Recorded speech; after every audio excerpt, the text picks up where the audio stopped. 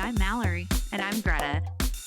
This is Chalk It Out, where we spill the tea on what it's really like to be an educator. Today we are going to be talking about special education services. So, Mallory, can you tell us a little bit about your experience as a parent navigating this special education world? Yeah, so after doing a little research, so it all starts off with the Individuals and Disabilities Education Act, and that's a federal law. So every student with a disability can receive services for birth through 3 years of age, and then that would be through the state, and it's an early intervention program just to make sure they're getting their needs met. And then starting at age 3, you can get on an individual education plan known as an IEP, and that can actually go up to the age of 21. So we did start services right away at birth because we had known what had happened early. So that was actually a good thing. So when you get those services, it was called First Steps in Missouri, and PT, OT, and then speech, I think, started when he was like 1.5. Okay, wait, can you clarify PT and OT? Oh, Because yeah. I think that this podcast might be a little bit more geared towards parents trying to sort of learn more about this than educators at this Lingo. point. Yeah. Yes. So PT would be physical therapy, Okay. and then OT is occupational therapy. So when you think of physical therapy, it's your big muscles, you're jumping, you're running, learning to ride a bike, walking, crawling. And then OT, occupational therapy, is a lot of practice within your fine motor skills. So writing and drawing and all those, things that you need to be able to do that. And then speech services also for him, actually he can speak very clearly. His was more communication, staying on the right, the same topic and things like that. Okay. So those services, they actually enter your home, which is really nice because, when you have a baby, it's hard to get out. Yeah. So loved that experience. And then starting at age 3, we entered IEP, the Individual Education Plan. So within that, you get services through education, and that's when he would go into preschool and get those free services too. Okay, so IEP, I feel like a lot of people are probably familiar with the special education service. When you enter into special education, you have to have an IEP. Is that correct? Yes, and so your goals will be met, and basically what it sounds like is you always want public education in the least restrictive environment is the goal. So Okay. I know, when we were younger before that, I would say like my mom's age, they would pull kids out all the time, no matter if it was mild or moderate or severe. Now the goal is to keep kids in the classroom. Okay. And so I do know the qualifications to enter into special education are pretty robust. There's a lot of processes and like tests and data that educators have to collect in order to staff in students for special education. Yes, and not all parents know this, but you can request to have some testing done to see if they qualify. It doesn't have to come from a teacher or the school. It can come from a parent. Okay. Or sometimes a doctor will mention something to a parent too. Okay. And so right now in the US, about 15.2% of all students were staffed into special education. This is from 22-23 school year. And then the percentages vary by state. I think one of the least is in Hawaii with 11.7%. And then one of the highest is in Pennsylvania at 21%. Fascinating. Yeah. I was looking at the map. This was provided by Education Week, and you could see a really high percentage of students in special education were kind of in the northeast states. I wonder if they qualify kids. Interesting. Yeah, I don't know. I don't know anything more Yeah. about that, but just an interesting. Yeah, there's all these noticing. different ways you can qualify, so I'm curious as to look into that a little more deeply. Yeah, for sure. Okay. Yes, and then so when we moved from Ohio to Missouri, I decided to stop working because I basically was also, practicing being a physical therapist and occupational therapist and helping with his speech. And plus, at that Full-time point, job. yeah, I think he had like 19 doctors and therapists during that time. So, Whoa, and I bet you were the one that had to navigate and keep track of all of them. yes, so we're always at Children's, and then he had to have surgery. Like it's just so many things. So I decided to devote my time, and we were fortunate to live in Missouri again, where cost of living is cheaper. So it worked out for us. So I did stay home, and then of course my parents moved back to Colorado. So I was kind of on my own with John and kind of managing that. So we entered he turned 3, entered the school system, had our first meeting, and completely different viewpoint from a teacher. So as a teacher, most teachers will look at the IEP before the school starts, hopefully, so you know what services the child gets, how many minutes, how you can help in the classroom. So within that, though, on the parent side, you kind of go in at first like overwhelmed because you're just like, one, it's hard to hear that your student needs services. It's not Yeah. always an easy thing. At the end of the day, though, it's what he needs to be successful, so it's a good thing. Also, during that first meeting, my first experience with some bias, it was an elderly lady. She was getting ready to retire and had used the word normal, which that is not okay, Mm-hmm. of course. So we had to have a conversation about, typical developing and neurodivergent and things like that. And the lady didn't mean any harm. She was not doing it on, her intentions were not to upset me. But again, I think it's important for people to call others out. So Yeah. for myself, sometimes I say things I'm like, ooh, that did not come out how I wanted it to, you know? Yeah. So I think it's okay to call people out.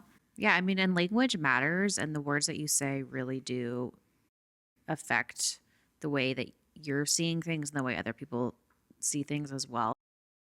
I think it's great that you were able to speak up for yourself and your Thank son. you. Yeah. Yeah. So it wasn't like a cute story of the day, but that is, I think, an important story Yeah. to share. So yeah, so he got set up with his services. At that time, he was getting OT and PT within the school, and we also were doing outside services through children. So he was kind of getting that double dip that we call it in education. Mm. Yeah, and then so we just really kind of looked at that IEP, worked with a partnership with the school to make sure everything was under control. At that point, though, he knew all his letters. He was actually learning fairly quickly at that point. Mm-hmm. So those types of things were going really great. It was just the OT, PT, Yeah. and some speech. Interesting. So, yeah. Yeah. So I don't know about you, but I feel like I didn't really get a lot of training in my teacher preparation program about IEPs, how to support special education students in the classroom. Yeah, I don't remember even having a class on it. They would touch on it with like differentiation, but even that, it's never did I even look at a plan Yeah. until I had a student in my class in Same. Virginia. Yeah, you really just have to figure it out, honestly. And then, so my experience as a classroom teacher typically is like the special education providers meet with you at the beginning of the year. They go over all the students you have with an IEP and talk about when they're going to be pulling them out, when they're going to be pushing in the classroom, and then what you need to be doing to support and providing those accommodations in the classroom. I think that is so important. Not every school does that either. Yeah. I feel like they don't take time to sit down and look at all the different service plans, and I think that they should. For sure. Absolutely. And then you would attend the IEP meeting once a year, which was always the worst part as a teacher because you didn't really have a lot of say in it. You just go there and you sit, and the special education teacher, like, you provide your Strengths perspective and, yeah. from the classroom, which is mainly like, yeah, what are your kids, what are the strengths? And that's kind of like all you say. Well, that's all you say, and you sit there silently. And you sit there silently for like an hour and a half to 2 hours, and you're just, sounds great. Yeah. It's all just legal process that you have to follow. Yeah, and you have to have a really good, what do they call them, a coordinator, I think, that actually runs the IEP, and it has to be someone different than the special ed teacher that's working with your child. So you have them plus the special education teachers in there, and then all those people. So when we have Isaiah's, there's probably 15 of us around a table because it's like the counselor, and it's just the assistant principal, and then all those teachers. And I feel like that must be really intimidating for parents because you're sitting at a table and you've got 5 to 10 educators staring at you yeah, and telling you all saying like different things and input. I don't know. That just seems like a lot. And for those of you who also don't know, we ended up hiring not hiring, we don't pay her. It's a free service to get an advocate to join the meetings, especially when you feel like maybe they're not getting the services that they needed. So I advocated for Isaiah to get PT during COVID, and he wanted some extra help, just like throwing a football and things. He wanted to play with other kids. And so the PT would not provide those services to him, and it was a battle for a year. And so finally I was just, I was like, forget it. If you don't want to help my kid, I don't want you working with them anyways, So, but it's hard. But I would say get an advocate if you are not familiar with the whole, the whole IB experience, because it can be overwhelming, and parents need to know their rights too. For sure. And you're always presented with these are your rights, and it's like this big book, and you sign it, and you're like, well. And you're like, who actually reads that, I wonder. Yeah, I did the first time. Of course you did. Yeah. Of course I did.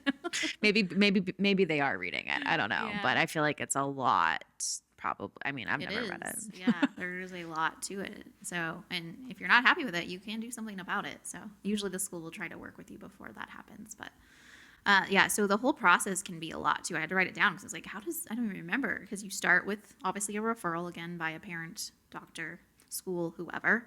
And then from there, they do an evaluation. And that's when what you were talking about. They have all those assessments. Isaiah did like a behavior one, a cognitive one. I mean, just endless. I think there were probably 6 different assessments on there. The physical therapist does one, the occupational therapist. So you're, for ours anyways, Yeah. have all this data. And then by there, they send you a draft ahead of time. And I highly recommend reading that before, because if you just show up and read it, you're going to have so many questions. So like really read through it and think about it before you actually enter that meeting and come prepared. It'll Yeah, help. because sometimes I can't even think about the questions in the moment. I need that processing time. So I think also you might have questions, but you might not have them until later. Yeah. And so it's really important to think through those things. And also, it's not so shocking because some of his scores are like, oh my goodness, it was nice to have it the day before so I can prep myself emotionally Yeah. to understand where he actually was at. And then from there, they'll actually draft out the whole service plan. And so they'll send that to you. You can sign that if you want to make changes. His team's really good about adding some things. I even printed out his accommodations, and they're 2 pages. Wow. So you can get a lot of accommodations and modifications What is within one plan. accommodation that's on there? Yeah, so right now I'll read just a few of them off. So visual model for writing and a scribe for his writing needs. Okay. And so a visual model, that's like a graphic organizer or like a, okay. And he actually has a new pen that can help him like actually write some things. So yeah, some different things like that. Lots of checks for understanding and repeated directions because he needs sometimes directions more than once. Speech to text, which has been very helpful lately. And then adaptive paper. So sometimes they enlarge his worksheets, which is good for That's him. cool. Yeah. Because of his writing needs. They also have paper that, have you seen this paper with like the raised lines? No, I don't think I have. Yeah. You can feel the line so you can write in between them. Oh. It's kind of cool. Okay. Yeah. Our occupational therapist gave it to me one time to try with a student. Oh, yeah. But they also have like all these different colored paper that can help sometimes students that might be experiencing dyslexia or some sort of like visual Yeah. issue. Yeah, Yeah. he had like a raised whiteboard to write on, and that helped when he was younger. And then a couple others, which some of these, I don't even know if he needs it as much anymore. Just warning before transitions, especially if there's going to be like a fire drill and things like that. He needs to kind of know ahead of time. So, and then small group testing, things like that. Yeah. So, And what's funny is I feel like a lot of those accommodations are just best practices offered to your students anyway. You can use speech to text if you are stuck writing, or you can, obviously, I'm going to repeat the directions. Obviously, I'm going to do checks for understanding as a teacher. So I think the good part about IEPs and accommodations is most things you're already doing in the classroom, or at least you should be. yeah, for sure. So true. Yep. And then I think it's every 3 years you have to have the eligibility meeting again. You just have your annuals in between. And they're really good. Most schools are really good about having like transition meetings. So I'm requesting one once we figure out where Isaiah's going to end up going, to have a meeting with his past school and then his new current school. Yeah, so like from elementary to middle school. So most schools are very helpful if that's something you want, but again, you have to ask for it. So, yep. And then that kind of sums up how that experience is. Yeah, so that was kind of like a overview service level understanding of IEPs and special education. So I think maybe in later episodes we might go a little bit deeper and get like a special education service provider in here to really detail shortcomings or success stories from the special education world. Well, yeah. So something else that falls under special education services, or a special exceptional student sometimes is what it's called, is gifted education, which funnily enough is does not always fall under special education. Some states have it just in its own category. It's not really U.S. government mandated. It's really up to the states. Not like an IEP and a 504 where you have exactly, to. Okay. which is with that IDEA law that you were talking about earlier. Gifted education is really up to the states. So in Colorado, guidance comes from ECEA, state law, which is Exceptional Children Education Act, I want to say. Okay. I might be wrong about that, but that sounds right. So, according to the U.S. Department of Education, about 6%, or sorry, this is according to the National Association of Gifted Children, NAGC. According to them, about 6% of students in the U.S. are identified as I had gifted. no idea it was that high, honestly. Wow. Yeah. I don't know what I was thinking, but maybe like 3%. Yeah. So within that, there's a lot of variances. So in Colorado, students have what's called an ALP, which is an advanced learning plan. Okay, yeah. And so this is like a personalized learning plan that's supposed to kind of guide their education goals. Not every district in Colorado calls it an ALP. I don't think. Oh, fascinating. I think some call it like a personalized learning plan or Okay. an individual learning plan. So that's similar to when I lived in Virginia, because it said on their Department of Ed that it's up to the local school district if a kid, how their plan works. It doesn't say anything about like has to be named this or certain thing. Yeah. As long as they are assessing students to see if they're gifted and talented, then they have to figure out on a district level how they're going to support those students. Yeah. So it's interesting because not every state, like you were saying, has that plan. So, because I was looking at Georgia and they didn't have, I did as much digging as I could do. I didn't see any mandate for a creation of a plan, but they did mandate services. Services, exactly, yeah. So that's really interesting. And I don't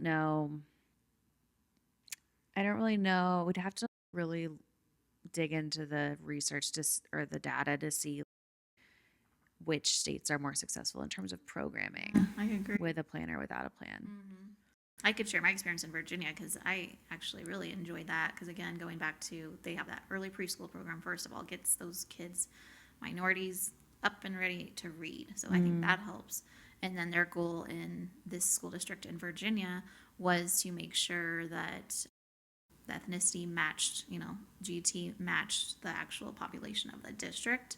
And so they wanted to increase minorities into the gifted and talented program, which there they called it TAG, talented and gifted. So they would call it like, here's your tag class, or you're in the tag class. And they would actually bus students all over from the city to go to these different schools. So I was asked to be a tag teacher in a second grade classroom, and they had talented and gifted students, and then they also had high achievers in that classroom. And so, but how they used the GT coordinator was completely different than how you were, being placed into our schools here.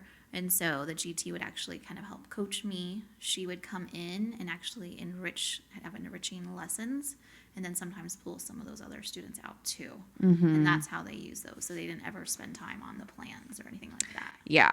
And I would say in Colorado right now, our plans are mostly just you have an educational goal and you have an affective goal, which is a social emotional goal. And then you're supposed to list instructional strategies that the teacher is going to be using in the classroom. An accountability piece is kind of in there, and I love some type of emotional support aspect in it. Yeah. Goal setting is good. I have a lot of feelings about the goals because the kids seem to hate the goals. Well, yeah. That's not great, because how are you going to, make your goal if you don't like it? Yeah. So I don't know if it's the best way to go about things. If we got rid of the advanced learning plans and just straight up focused on this student is identified as gifted in your class. Here are some ways where you can support your student. And then if I was able to work with the teacher or work with the kid, instead of spending, I'm responsible for like 250 advanced learning plans at my school. And Malorie saw me in the office just paperwork, like filling out things. For like a month. Yes, because you had so many. Yeah. So what else could I have been doing? besides uploading, downloading documents. Yeah, I think it would have been supportive to help teachers and students and actually accelerate their learning for sure. Yeah. So I don't know. I don't know if it's the best way. I don't know if it's, I think there's some work to be done with gifted education for sure. But it is definitely a misnomer that people think gifted students are going to be okay. And that's definitely not always the case. Like the gifted students need support. They deserve to learn something new every day. They deserve to be challenged. They deserve to be challenged. Exactly. Uh-huh.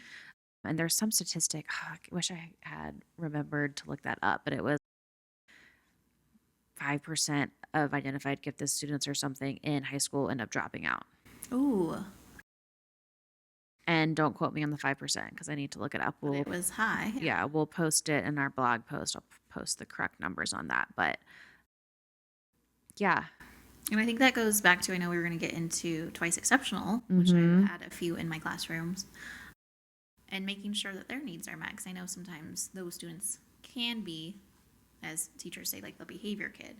Is For it really sure. that though? Or are they just not feeling engaged? You know, they have different characteristics. So I know we'll have a whole nother podcast just on that. But Yeah. I think So twice exceptional students are students that are identified as gifted and identified with some other either disability or health impairment. So you could be on an IEP or a 504 plan and be identified as gifted. You could also be identified as thrice exceptional ooh, if I you haven't used have that yet.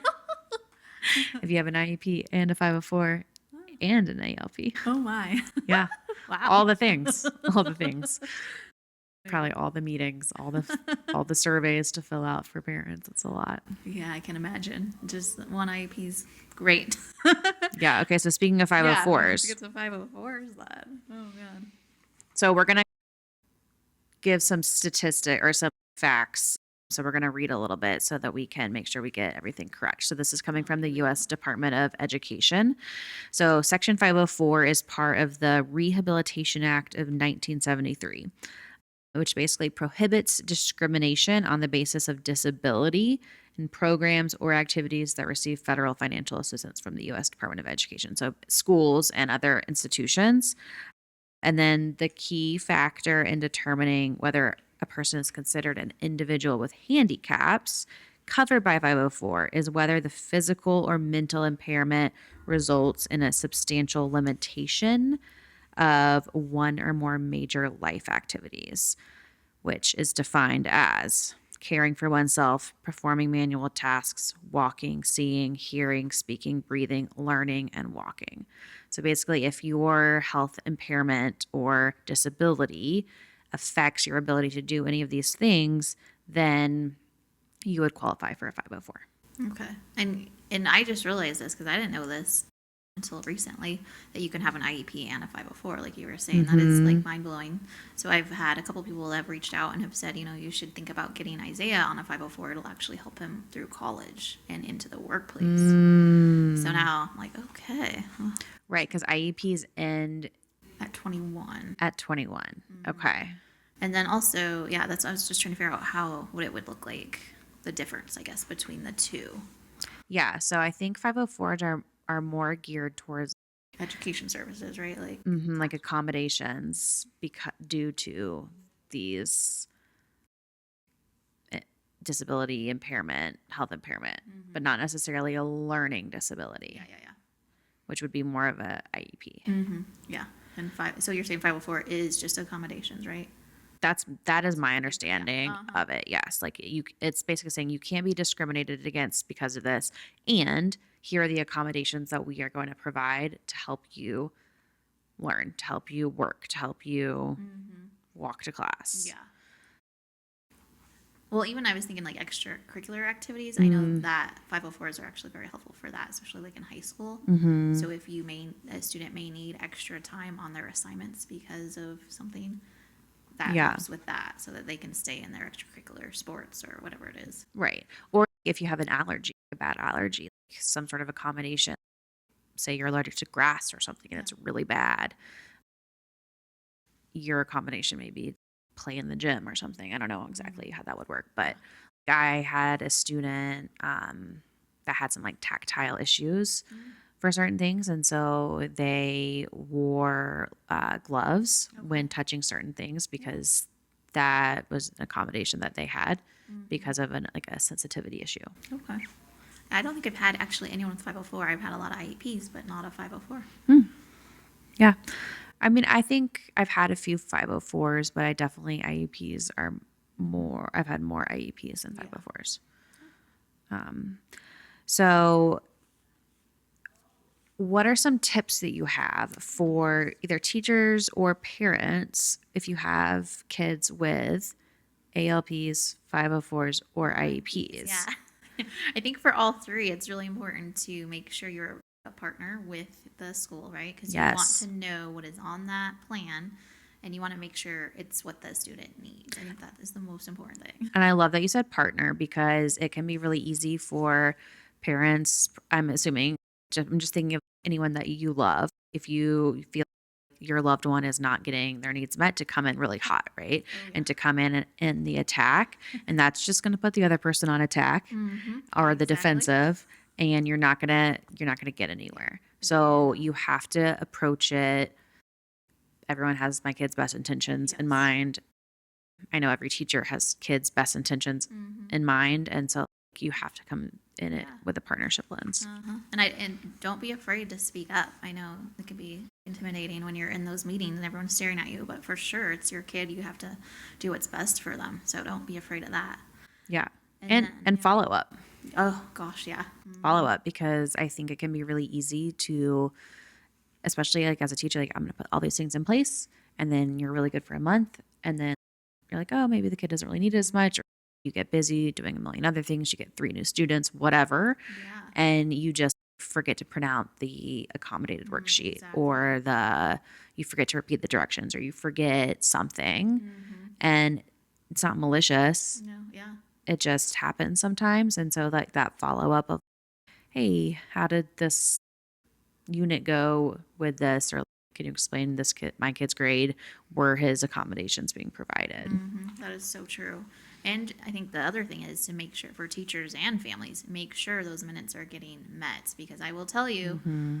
I think it was during COVID, Isaiah somehow, no, I don't even know if it was during COVID. Anyhow, he wasn't getting his OT minutes because somehow in the system, the OT part on there was not in his minutes on the actual plan, even though we Mm-hmm. knew he had, however many minutes a week. And so Isaiah was like, "Oh, how's OT going and everything?" Oh, I haven't met with her. Wait, what? So I'm like, and this is a couple of months into school, Yeah, yikes. So I think it is important to check one on your student and then just communicate with the school. It was a honest mistake. It wasn't like they were intentionally doing anything, but then they made sure to make those minutes up, of course. And so I think just keeping track to make sure you're getting your minutes, and for teachers to work with a special education teacher too. Mm-hmm. Like if they didn't, there teachers usually do, but it's Yeah, important for both sides. for sure. I had a friend that taught in more of a smaller district in Colorado, and her students consistently weren't getting met with by the special education provider, and their IEPs were being followed. Mm. And she had to advocate so hard for at her school to her principal, and which was mind blowing. Yeah, yeah, you're That's getting some legal, like yeah, it could be a legal issue. So for sure. It's the law. yes. Yeah. And then what else do we have on here? So yeah, oh, I was gonna say too, one thing that the current school that Isaiah was at and my younger ones go to, they do such a lovely job because every the beginning of the year, those 5 days that you have or whatever when you have professional Mm-hmm. learning, but they take time to sit down with the entire staff and look at all those students who have different plans. And I Mm-hmm. will say Isaiah also has seizures, and it's really important if you have things like that that can be truly deadly Yeah. to make sure that the staff is aware on how to treat students if they were to have a seizure or whatever it could be. Yeah. And so I highly recommend for teachers too saying, hey, can we have even 30 minutes of our plan time to sit down and look at these plans and get a chance to talk to the special education teachers, the gifted coordinators, and all those things. For sure. For sure. And then also reach out to your instructional coaches, your special education service providers when you're stuck on like how to accommodate. Mm-hmm. And if your school doesn't have something that you might want to use, like Google read write for a speech to text or whatever, like advocate for it. Yeah, you have to do your research for sure. Yeah, absolutely. And then I was going to say also for teachers, when this is kind of Colorado specific, but for advanced learning plans, you have something that might be not as meaningful as, it's definitely like not as legal of a document as an IEP, and it doesn't feel as important, I think. But it's only as important as we make it. So if we look at the goals that the student has and we print it out for them, check in with them, hey, how are you doing towards this goal? If you make it important, then it will be important. And so I think that making sure you're just aware of all those plans and checking in and aware of all those goals. And it's a lot to juggle. It is a lot to juggle. That's why I was like, I'm so grateful for schools that look at it at the beginning of the year and then maybe check in the middle of the year, Yeah. and then celebrate at the end of the year. I just feel like if everyone finds meaning in them, the better it'll be for the student. So Yeah, for sure. For sure. Okay. Well, any last words on IEPs, ALPs, hang in 504s? there, and of course, you can always, talk to us if you have any questions. Yeah, absolutely. Reach out. Make sure you're following us on Instagram at Chalk It Out, and go to our website, the URL TBD. Exactly. But we'll post it on our Instagram once we get it up and running. Okay. But please share your experiences as a teacher or a parent with any of these things, and we would love to highlight your stories and experiences. And we'll post more information too. Yeah. Okay. All right. Thank you so much. Thanks.